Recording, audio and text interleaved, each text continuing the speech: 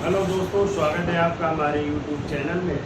देखिए, भारतीय संविधान में चर्चा चल रही थी राज्यपाल की, और कल जो है हमने राज्यपाल की वित्तीय शक्तियाँ और उनकी स्वविवेकी शक्तियों की चर्चा की थी। आज एक नया टॉपिक शुरू करना है और वो है मंत्रिपरिषद और मुख्यमंत्री। ठीक है, तो चलिए टॉपिक शुरू करने से पहले कुछ क्वेश्चन पूछ लेते हैं आप लोगों से। बताइए, जो है राज्यपाल किस अनुच्छेद के तहत जो है धन विधेयक को प्रस्तुत करता है या धन विधेयक को प्रस्तुत करने की अनुमति प्रदान करता है? 202 में कहा है। अनुच्छेद 199 में कहा गया है। ठीक है, धन विधेयक की चर्चा की गई। और धन विधेयक किसकी अनुमति से पेश होता है? राज्यपाल की अनुमति से पेश होता है। कहाँ पे पेश होता है?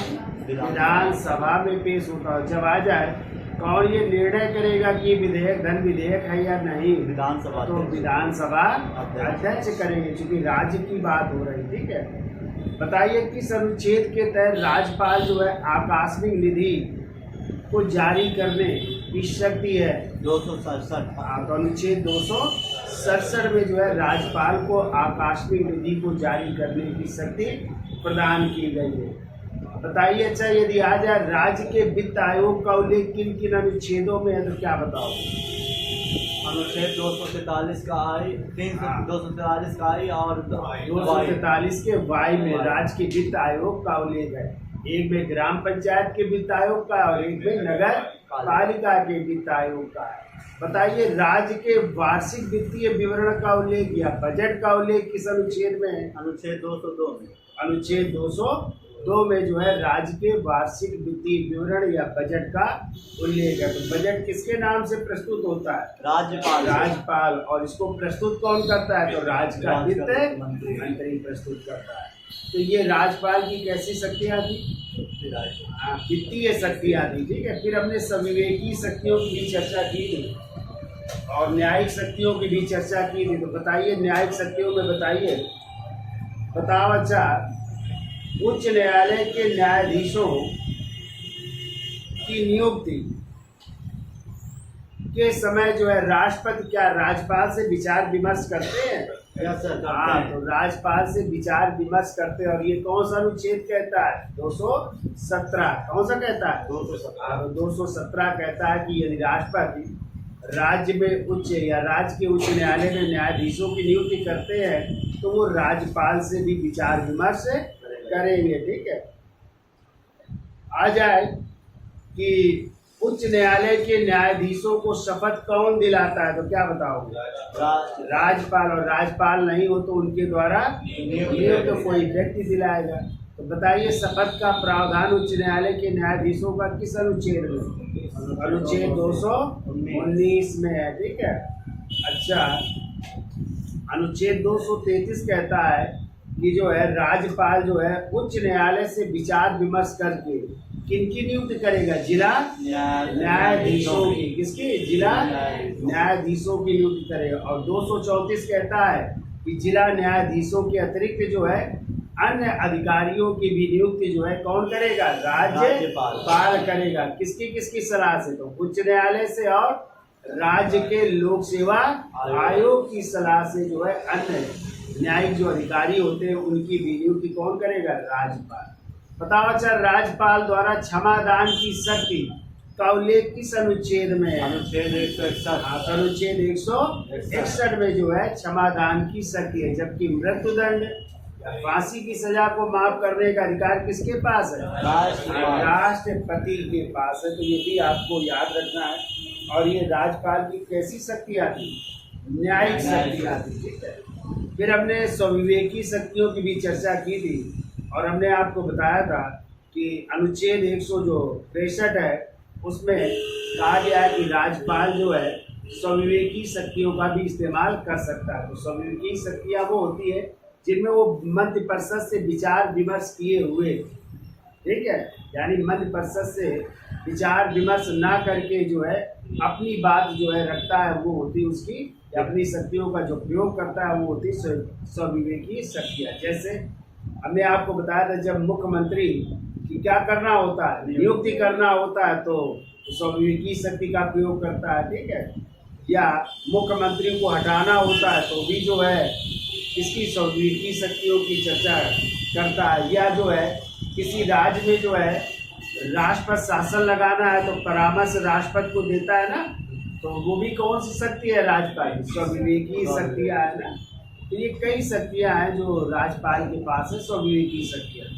फिर हमने आपको 370 की चर्चा की, जो 370 के तहत किस राज्य के लिए विशेष प्रावधान? जम्मू कश्मीर के लिए, जो अब क्या हो गया है? खत्म हो गया है। फिर हमने 371 की चर्चा की थी और हमने आपको बताया था इसी के तहत जो है राज्यपाल को इन इलाकों में विकास मंडलों की स्थापना के आदेश का प्रावधान किया गया था। कौन से वो इलाके हैं? तो महाराष्ट्र में विदर्भ और मराठवाड़ा। गुजरात में कौन कौन सा था? कच्छ व सौराष्ट्र था। फिर हमने आपको 371 के एक की चर्चा की थी जिसमें नागालैंड के राज्य के लिए कानून व्यवस्था को स्थापित करना किसका? राज्यपाल का कार्य होगा, ठीक है। 371 के बी में किसकी बात की गई है? असम में जो है कानून व्यवस्था बनाए रखना किसकी जिम्मेदारी? राज्यपाल की। 371 के सी में किसकी है? मणिपुर के लिए राज्यपाल को कानून व्यवस्था बनाए रखना। 371 के डी में किसकी बात की गई है? तो आंध्र प्रदेश के लिए कानून व्यवस्था बनाए रखने के लिए। जबकि 371 के ई में क्या बात की गई है? आंध्र प्रदेश में ही विश्वविद्यालय, केंद्रीय विश्वविद्यालय की स्थापना का प्रावधान किया गया है, ठीक है। बताइए। अच्छा, 371 के ई में किसकी बात की गई है? सिक्किम के राज्यपाल के लिए, ठीक है। तो सिक्किम में भी जो है किसका गठन किया गया? विधान सभा का। और आपको पता है सिक्किम को जो है पूर्ण राज्य का दर्जा मिला था किस संशोधन के तहत? 36वें संविधान संशोधन 1975 में हुआ था, ठीक है। बताओ 371 के जी में किसका उल्लेख है? मिजोरम राज्य के लिए। और कहा गया मिजोरम के लिए भी विधानसभा होगी और जो मिजो संस्कृति है उसको बचाने के लिए कार्य किया जाएगा। और मिजोरम को भी पूर्ण राज्य का दर्जा मिला, वहाँ पे विधानसभा गठित हुई। तो कौन सा संशोधन किया गया इसके लिए? तो 53वां संविधान संशोधन 1985 में किया गया था, ठीक है। फिर हमने 371 के यच की चर्चा की थी और ये किसके लिए था? अरुणाचल प्रदेश के लिए था। और इसे जो है जोड़ा गया था 55वें संविधान संशोधन 1985 द्वारा। फिर 371 के आई में किस राज्य के लिए चर्चा की गई? गोवा। तो आपको पता है गोवा दमन दीव पहले केंद्र शासित प्रदेश थे, लेकिन एक संशोधन किया गया 56वां संविधान संशोधन कब हुआ? 1987 में।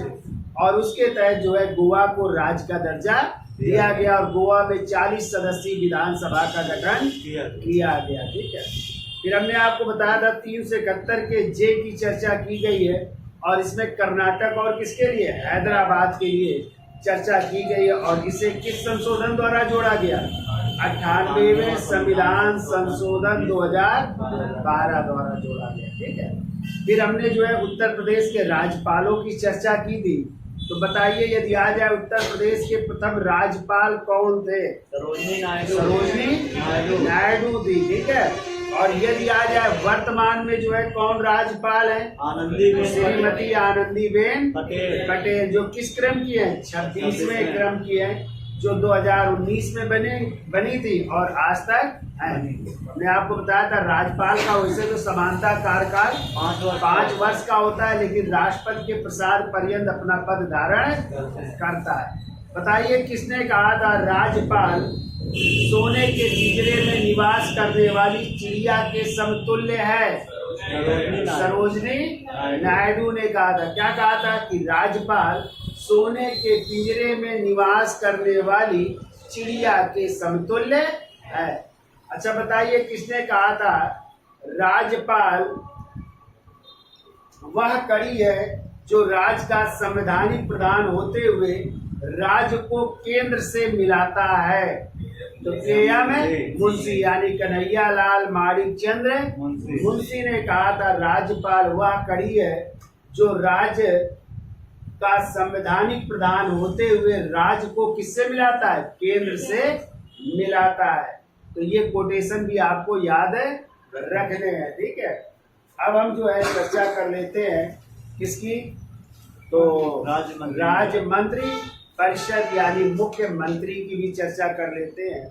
तो देखो अनुच्छेद 163 क्या कहता है कि राज्यपाल की सहायता के लिए क्या होगी, मंत्री परिषद, यानी मंत्री परिषद का उल्लेख किस अनुच्छेद में, 163 में। और इस मंत्री परिषद का प्रमुख कौन होगा, मुख्यमंत्री। इस मंत्री परिषद का प्रमुख होगा मुख्यमंत्री होगा, ठीक है।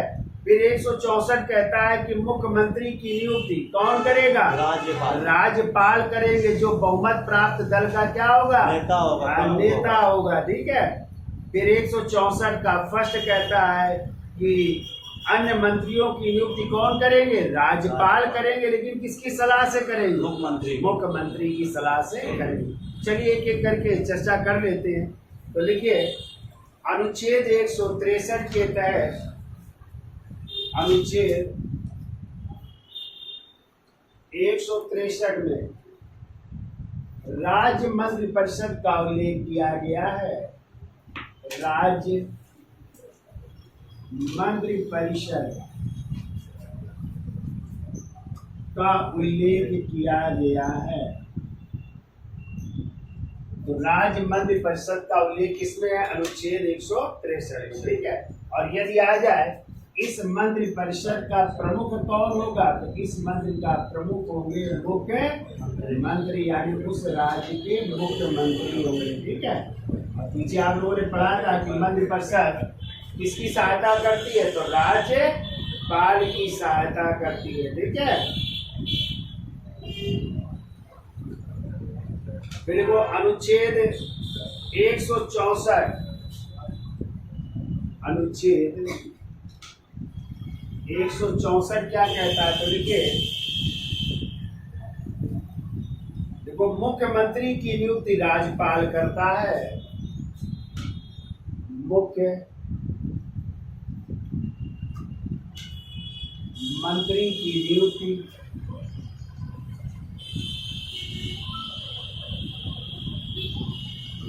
राज्यपाल करता है।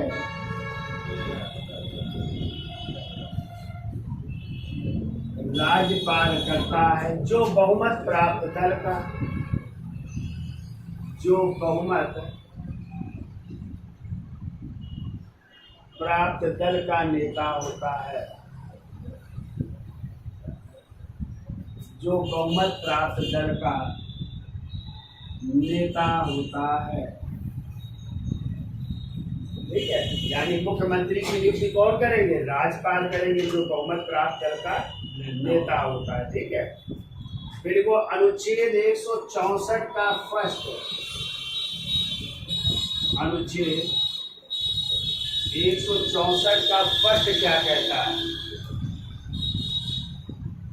देखो अन्य मंत्रियों की नियुक्ति, मुख्यमंत्री के अलावा अन्य मंत्रियों की है। तो देखिए अन्य मंत्रियों की नियुक्ति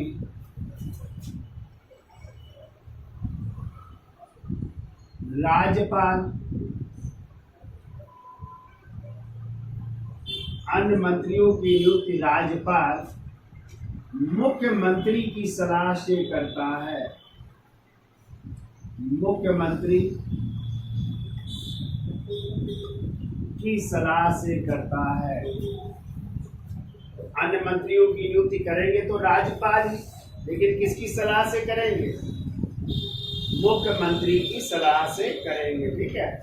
ये देखिए यदि चर्चा की जाए कि किसी राज्य में मंत्रियों की संख्या कितनी हो सकती है, कभी एक संशोधन आया था 91वां संविधान संशोधन 2003 में, उसमें कहा गया किसी भी राज्य में मंत्री परिषद की अधिकतम संख्या उस राज्य की विधानसभा की कुल सदस्य संख्या का 15% होगी, यानी 15% से अधिक मंत्री नहीं बनेंगे। यानी वहाँ की जो विधानसभा होगी उस विधानसभा की कुल सदस्य संख्या का कितने परसेंट, 15% ही मंत्री बनाए जाएंगे। जैसे आप उत्तर प्रदेश की बात करें तो उत्तर प्रदेश में कितनी सीटें हैं, 403 का 15% निकालोगे तो क्या आ जाएगा, 60 आएगा। हाँ, तो लगभग 60-61 के समथिंग जो है यहाँ पे जो है मंत्री बनाए आप देख लीजिएगा 60.कुछ कुछ आएगा तो 60 या 61 बनाए जा सकते हैं। ठीक है, तो लिखिए एक पॉइंट, देखो 91वें संविधान संशोधन, 91वें संविधान संशोधन 2003 द्वारा, 91वें संविधान संशोधन 2003 द्वारा राज्य मंत्रिपरिषद में, राज्य मंत्रिपरिषद में, राज्य मंत्रिपरिषद में मंत्रियों की अधिकतम संख्या, मंत्रियों की अधिकतम संख्या उस राज्य की विधानसभा की, उस राज्य की विधानसभा की कुल सदस्य संख्या का, कुल सदस्य संख्या का 15% होंगी। तो कितनी होंगी? 15% होंगी। ठीक है, तो यानी जैसे आपकी उत्तर प्रदेश का निकालना है, उत्तर प्रदेश का एक लिख लो उदाहरण, उत्तर प्रदेश की कितनी है? 403 गुणते 15/100 तो निकाल लीजिए, 60 कुछ आएगा, 60 या 61 बन सकते हैं। ठीक है, यहाँ पे मंत्री, इससे ज्यादा नहीं बनेंगे। ठीक है, मान लो जो छोटे राज्य हैं जहाँ पे विधानसभा की सदस्य संख्या मान लो 40 है, जैसे गोवा में, जैसे सिक्किम में मान लो 32 है, तो क्या वहाँ पे भी उनकी सदस्य संख्या का 15% मंत्री बने? नहीं, तो उसके लिए अलग प्रावधान किया गया छोटे राज्यों के, तो वहाँ पे अधिकतम 12 मंत्री बनाए जा सकते हैं।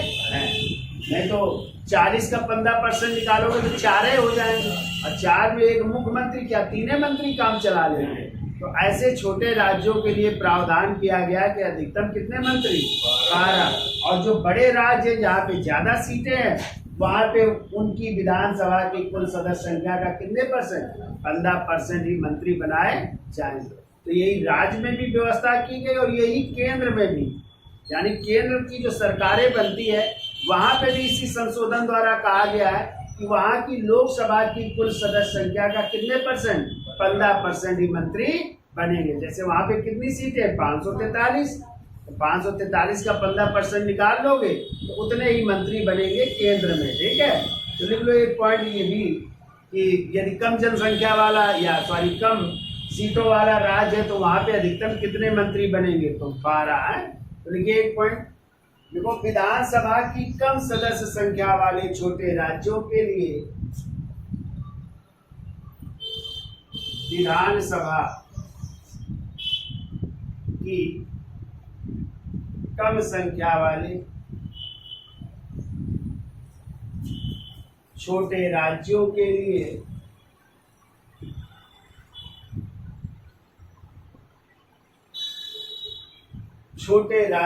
लिए कम से कम 12 मंत्रियों का प्रावधान किया गया है। 12 मंत्रियों का प्रावधान किया गया है।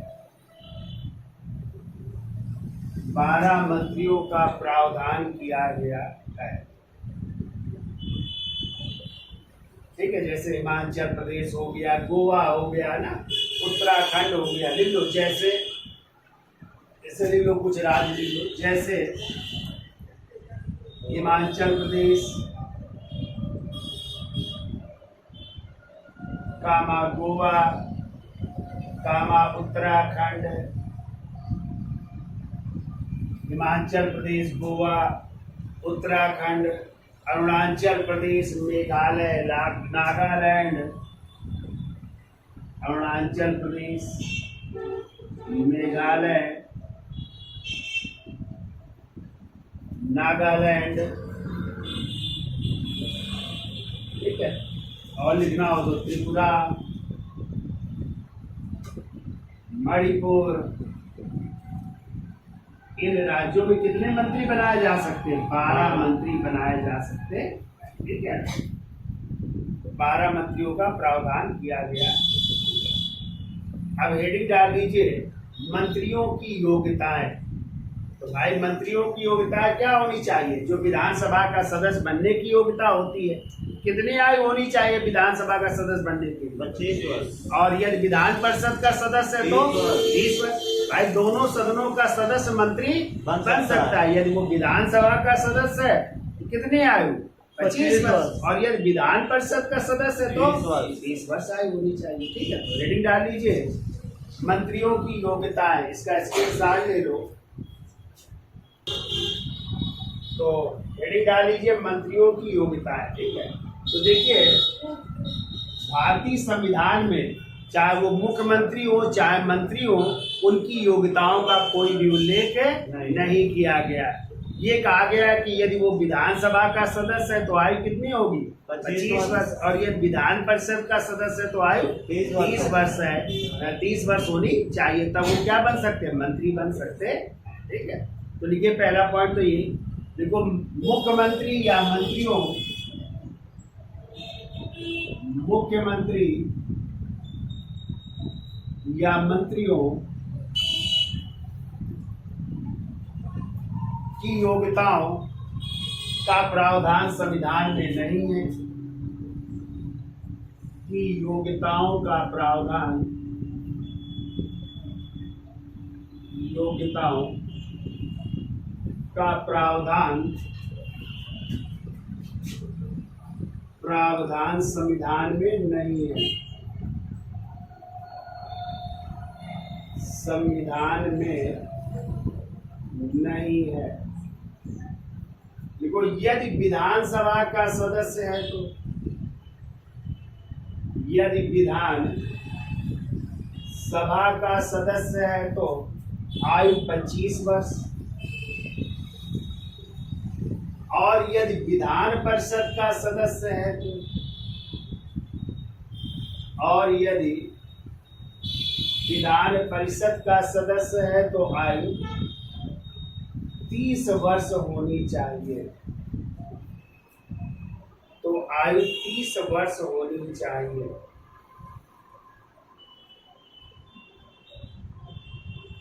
अगला पॉइंट लिखो। देखो मंत्रि परिषद के सभी सदस्यों को, मंत्रि परिषद के सभी सदस्यों को,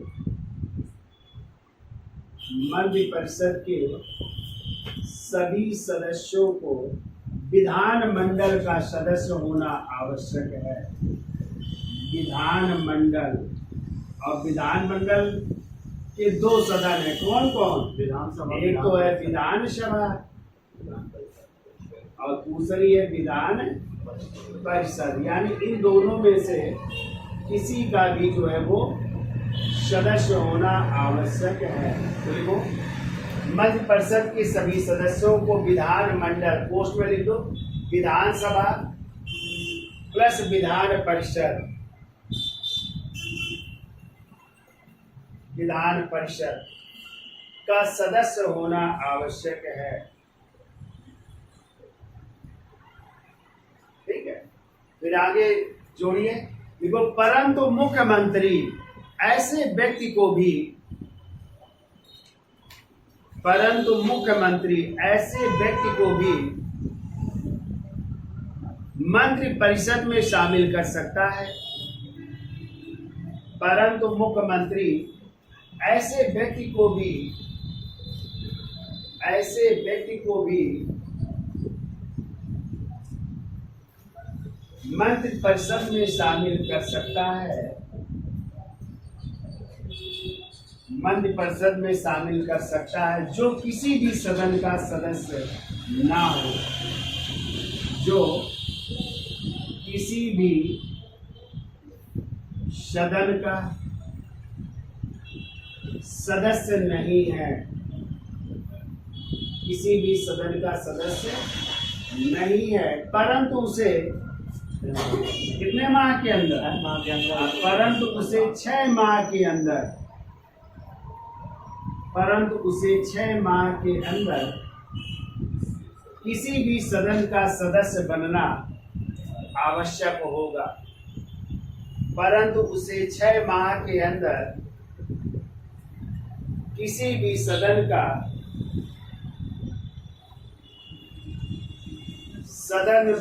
सदस्य बनना आवश्यक होगा।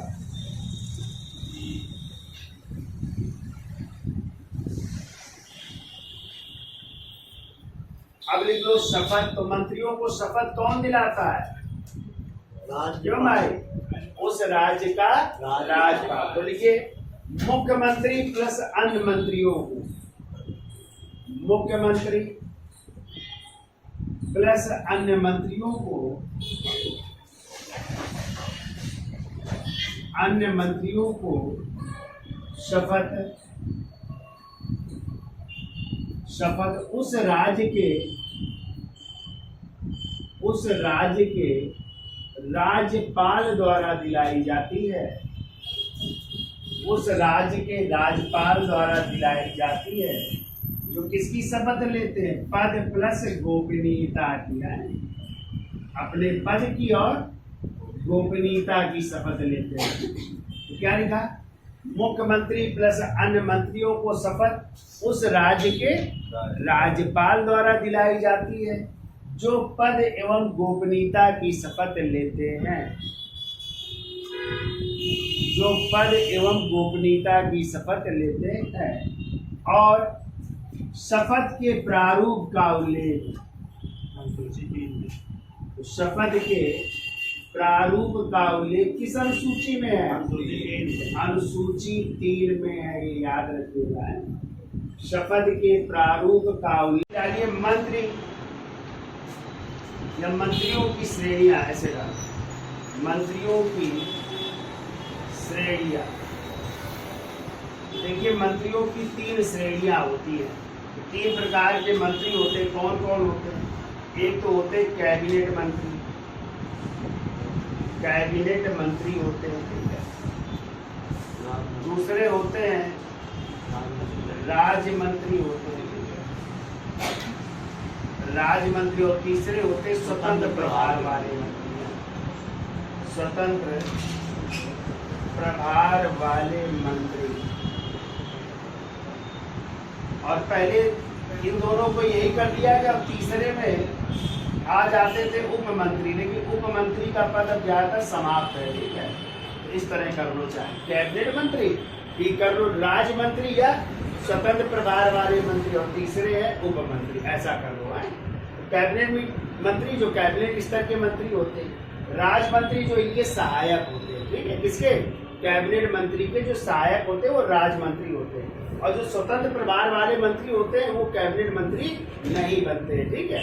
उनको जो है अलग से विभाग दिया जाता है, और वो विभाग भी किसी को प्राप्त नहीं होता है। वो स्वतंत्र प्रभार वाले मंत्री होते हैं। और तीसरे होते हैं उप मंत्री, ठीक है। तो उप मंत्री का पद जो है अब नहीं है, और ये भी कैबिनेट मंत्री के अधीन कार्य करते हैं, ठीक है। अब नहीं बनाए जाते हैं। तो ये 3 प्रकार के मंत्री होते हैं, ठीक है। अब हेडिंग डाल दीजिए कार्य एवं शक्तियां। इसका स्क्रीनशॉट ले लो, भी आगे चलते हैं। तो हेडिंग डालिए कार्य एवं शक्तियां। तो देखिए मुख्यमंत्री, मुख्यमंत्री राज्य मंत्रि परिषद का अध्यक्ष होता है। राज्य मंत्रि परिषद का क्या होता है?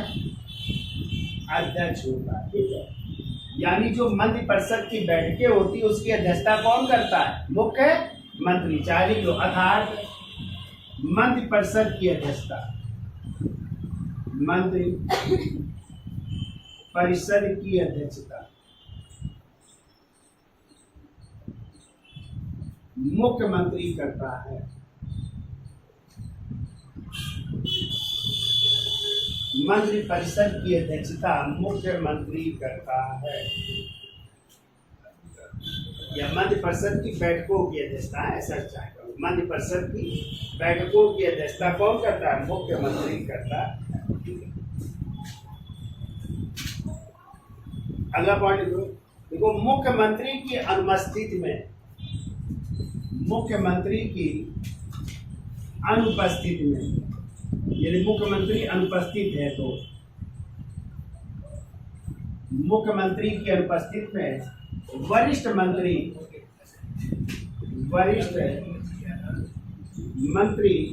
मंत्रिपरिषद की अध्यक्षता करता है। यदि मुख्यमंत्री नहीं है तो ऐसी स्थिति में जो भी वरिष्ठ मंत्री होगा वो मंत्रिपरिषद की अध्यक्षता करेगा। ठीक है, देखो मुख्यमंत्री की अनुपस्थिति में सबसे वरिष्ठ मंत्री मंत्रिपरिषद की अध्यक्षता करता है। अगला पॉइंट देखो, मुख्यमंत्री किसी भी मंत्री से, मुख्यमंत्री किसी भी मंत्री से, किसी भी मंत्री से असंतुष्ट होने पर, असंतुष्ट होने पर त्याग पत्र मांग सकता है, त्याग पत्र मांग सकता है। इसलिए मुख्यमंत्री से विरोध मत करिए, ठीक है, जैसा कहे वैसा करते जाइए, नहीं वो आपसे क्या मांग सकते हैं? त्याग पत्र मांग सकते हैं। फिर को अनुच्छेद 167, अनुच्छेद 167 कहता है कि जो है मंत्रिपरिषद और राज्यपाल से मध्यस्थता के लिए कौन बिचौलिए का कार्य करता है? मुख्यमंत्री। ठीक है, यानी मंत्रिपरिषद की बात किसको पहुंचाता है? राज्यपाल को, और राज्यपाल की बात किसको पहुंचाता है? मंत्रिपरिषद को पहुंचाता है। तो ये कार्य कौन करता है? मुख्यमंत्री करता है। लिखिए अगला पॉइंट, देखिए अनुच्छेद 167 के तहत राज्यपाल और मंत्रिपरिषद के मध्य, राज्यपाल व मंत्रिपरिषद के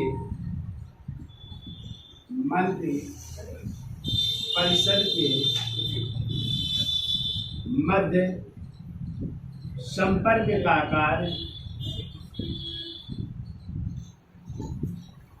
मुख्यमंत्री करता है। राज्यपाल व मंत्रिपरिषद के मध्य संपर्क स्थापित करने का कार्य मुख्यमंत्री करता है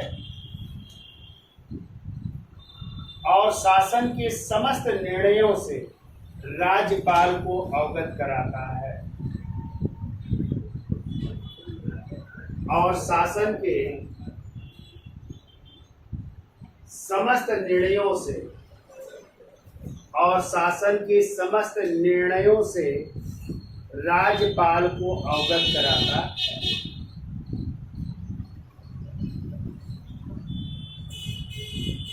अगला पॉइंट को मुख्यमंत्री, मुख्यमंत्री विधानसभा के, मुख्यमंत्री विधानसभा के बहुमत प्राप्त दल का नेता होता है, बहुमत प्राप्त दल का नेता होता है। देखिए मुख्यमंत्री विधानसभा के बहुमत प्राप्त दल का नेता होता है। अगला पॉइंट को मुख्यमंत्री की परामर्श से ही, मुख्यमंत्री के परामर्श से ही राज्यपाल विधानसभा को क्या कर सकते हैं? भंग कर सकते हैं। विधानसभा को भंग कर सकते हैं, भंग कर सकते, यानी मुख्यमंत्री यदि विधानसभा को भंग करने की सिफारिश करते हैं तो क्या कर सकते हैं, राज्यपाल उसको भंग कर सकते हैं। ठीक है, आगे लिखिए। देखो विधानसभा को अब जब भंग करेंगे तो किन स्थितियों में करेंगे, तो देखो एक पॉइंट, देखो विधानसभा को दो स्थितियों में दो व्यक्तियों द्वारा भंग किया जा सकता है। विधानसभा को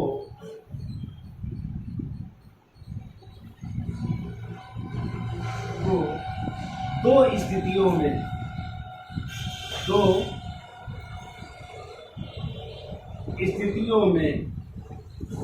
व्यक्तियों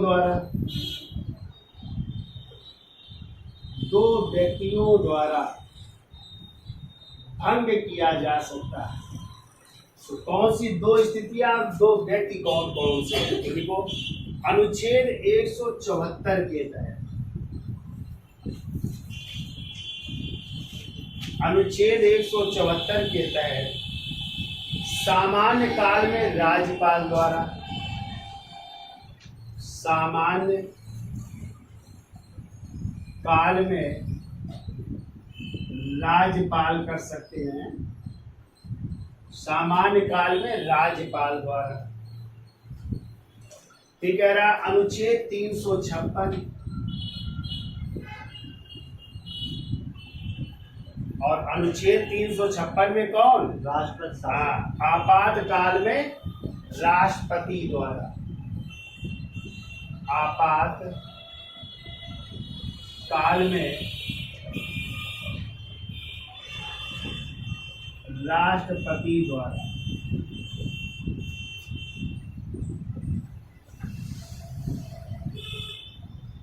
ठीक है, तो आपातकाल में कौन कर सकता है, राष्ट्रपति कर सकते हैं। और क्या लग जाएगा यहाँ पे, राष्ट्रपति शासन लग जाएगा। ठीक है, और हमने आपको बताया था इसकी सिफारिश कौन करेगा, या तो राज्यपाल या किसी माध्यम से राष्ट्रपति को ये पता चल जाता है कि जो है यहाँ की परिस्थिति सही नहीं है, तो किसी माध्यम के मतलब, माध्यम का मतलब क्या, केंद्र सरकार की मंत्रि परिषद माध्यम। अभी जब आप लोग पढ़ोगे ये वो भी कोई डिसाइड करते, यदि कोई जो है प्रस्ताव भेजते और उस प्रस्ताव को मानने से विधानमंडल क्या कर देता है, इनकार कर देता है, तो ऐसी स्थिति में माना जाएगा कि वो सरकार की बात है नहीं मान रहे हैं, तब जो है राष्ट्रपति को सिफारिश भेजेंगे कि यहाँ का प्रशासन सही ढंग से कार्य नहीं कर रहा है, इसलिए इसे जो है क्या किया जाए, मंत्रि परिषद को या विधानसभा को भंग किया जाए। ठीक है, तो राष्ट्रपति शासन में ध्यान रखिएगा, मंत्रि परिषद तो भंग हो जाएगी, लेकिन विधानसभा कोई जरूरी नहीं है कि भंग की जाए या ना की जाए, भंग भी की जा सकती है और नहीं भी की जा सकती। ठीक है, आगे जब पढ़ाएंगे 356 वहां पे चर्चा करेंगे। ठीक है, अब देखो यदि केंद्र शासित प्रदेश की बात आ जाए कि केंद्र शासित प्रदेश में मुख्यमंत्री और अन्य मंत्रियों की नियुक्ति कौन करता है, तो आपको पता है राष्ट्रपति के पास अधिकार होता है, लेकिन ये राष्ट्रपति अपना अधिकार किसको देते हैं, उस राज्य के उप राज्यपाल या लेफ्टिनेंट गवर्नर या कहीं पे प्रशासक होते हैं, कहीं पे मुख्य। ठीक है, वो इन कार्यों को निर्वहन करता है, यानी वहां पे मुख्यमंत्री भी कौन नियुक्त करेगा, करेंगे तो राष्ट्रपति, लेकिन राष्ट्रपति के द्वारा कौन व्यक्ति नियुक्त होगा, उपराज्यपाल, तो वो इन कर्तव्यों का निर्वहन करेगा। ये भी आपको याद रखना है। ठीक है, और आपको पता है कि जो दिल्ली आपका केंद्र शासित प्रदेश है उसमें 3 अधिकार आज भी किसके पास है, केंद्र के पास। कौन से वो 3 अधिकार है, शिक्षा, पता है, शिक्षा नहीं, एक तो है लोक व्यवस्था और दूसरी है भू राजस्व या भूमि व्यवस्था, जमीन से संबंधित व्यवस्था, और तीसरी है पुलिस सुधार, पुलिस व्यवस्था। ये सब किसके अधीन है, केंद्र के अधीन। ठीक है, क्या क्या अधीन है, लोक व्यवस्था, यानी वहाँ पे जितने भी अधिकारी होंगे ISPCS किसके अधीन कार्य करेंगे, केंद्र सरकार। वहाँ की जितनी भी पुलिस है दिल्ली में, ठीक है, वो भी किसके अधीन कार्य करेगी, केंद्र सरकार के। और जो वहाँ पे भूमि अधिग्रहण किया जाएगा वो भी कौन करेगी, केंद्र सरकार करेगी। ठीक है, ये भी आपको याद है रखना है। ठीक है, तो आज के लिए इतना रखते हैं। तो वीडियो अच्छा लगा हो तो लाइक शेयर और सब्सक्राइब करिए। धन्यवाद।